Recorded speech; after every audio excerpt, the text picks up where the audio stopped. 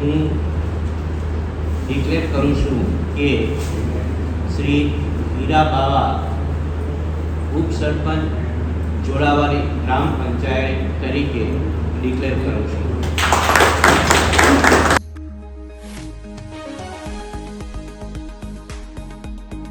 દીવમાં ઝોલાવાડી ગ્રામ પંચાયતના ઉપસરપંચ તરીકે હીરા બાવાની વરણી. દીવ ઝોલાવાડી ગ્રામ પંચાયતમાં ઉપસરપંચની વરણી સંદર્ભે પ્રિસાઇડિંગ ઓફિસર શ્રી રાણેશ બાડિયા અને ઇલેક્શન સિનિયર કર્મચારી મહેબૂબ ખાનની ઉપસ્થિતિમાં સરકારી નિયમો અનુસાર દરેક પ્રક્રિયા બાદ ઝોલાવાડી ગ્રામ પંચાયતના ઉપસરપંચ તરીકે શ્રી હીરાભાઈ બાવાની વરણી કરવામાં આવી. આ પ્રસંગે દીવ જિલ્લા ભાજપ પ્રમુખ શ્રી મોહનભાઈ લક્ષ્મણ, દીવ જિલ્લા પંચાયત પ્રમુખ શ્રીમતી રંજીતાબેન કોટિયા, ઉપપ્રમુખ શ્રી નાનજીભાઈ સોલંકી અને ભાજપના નેતાઓ ઉપસ્થિત રહ્યા. વરણી બાદ સરપંચ શ્રી સંજય વાજા, સભ્યો અને હાજર રહેલા દરેકે ફૂલહારથી ઉપસરપંચનું સન્માન કર્યું. નમસ્કાર આપ સૌને. આજના એક મહાપર્વ છે આપણો હનુમાન જયંતિની. તો સૌપ્રથમ આ દિવસે આપણે મહાપર્વની આપ સૌને હાર્દિક શુભેચ્છા. સાથે આજે આપણે જે ઝોલાવાડી ગ્રામ પંચાયતની બિનહરીફ ચૂંટાયેલી પાર્ટી પ્રેરિત જે પેનલ હતું, પણ એના અંદરમાં ઉપસરપંચની નિયુક્તિ બાકી હતી. નોટિફિકેશનના અનુસાર આજે ઉપસરપંચની નિયુક્તિ કરવા જઈ રહી છે. આપણે જે નિયુક્તિ છે, આપણે ભારતીય જનતા પાર્ટી પ્રેરિત પંચાયત છે. આપણે ભારતીય જનતા પાર્ટીના નીતિ નિયમ પ્રમાણે આપણે જે બી ત્યાંથી આદેશ આવશે એ આદેશને આધીન આપણે એની નિયુક્તિ કરશું. તો સૌપ્રથમ આપણા મેમ્બરો છે, એક મેમ્બર બહાર છે, આઉટ ઓફ કન્ટ્રી, એને અહીંયા પેલું કરી કરો છો તો વાંધો નહીં, જેથી કરીને ખ્યાલ આવે કે ભાઈ અહીં તો નથી ને. અને આપણા વચ્ચે સંગઠનના બી પદાધિકારીઓ છે. એને અત્યારે આપણે સંગઠનના આપણા પ્રદેશ અધ્યક્ષ મહેશભાઈ આગળિયાને આપણે અહીંથી ફોન દ્વારા ફોન કરશું અને તેના નિર્દેશ અનુસાર જેની નિયુક્તિ કરવામાં આવશે એને આપણે ફોર્મ ભરી અને ત્યાં ઉપર આપણે જે કોન્ફરન્સ હોલમાં રહીશું ને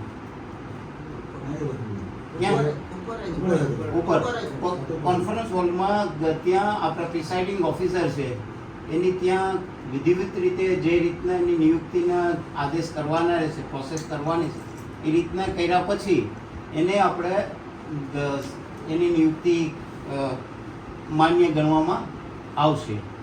તો જે બી પાર્ટીના આદેશ આવશે એ 8 મેમ્બર અને સરપંચ અને દરેક લોકોને આ માન્ય રાખવાનું રહેશે. હીરાભાઈ 3-8 યસ, બરાબર છે. ઓકે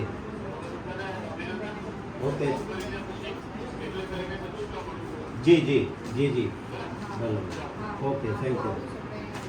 હીરાભાઈ બાવાને આપણે આ પંચાયતના પાર્ટી પ્રેરિત ઉપસરપંચ તરીકેની કેન્ડિડેટનું ફોર્મ આપણે અહીંથી ભરશું આજે સર્વસંમતિ.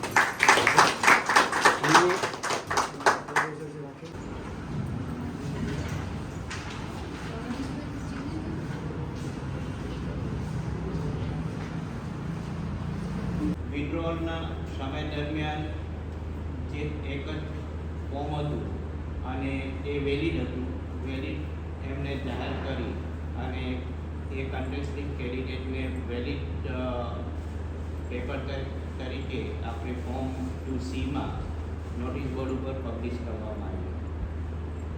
ત્યારબાદ એક સિંગલ હોવાથી અનકન્ટેસ્ટ જાહેર કરવામાં આવ્યા અને એ ફોર્મ 3 ઉપસરપંચ તરીકે એમને જાહેર કરવામાં આવ્યા છે.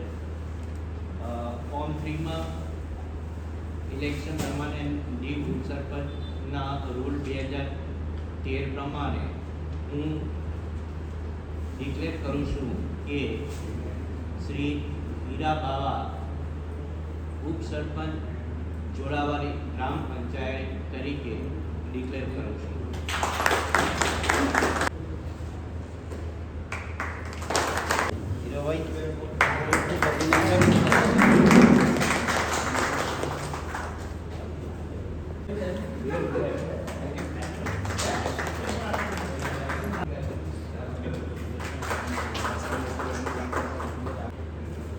જવાબદારી છે નિભાવશે બરાબર બધાનું ધ્યાન આપશે કામ બી કરવાનું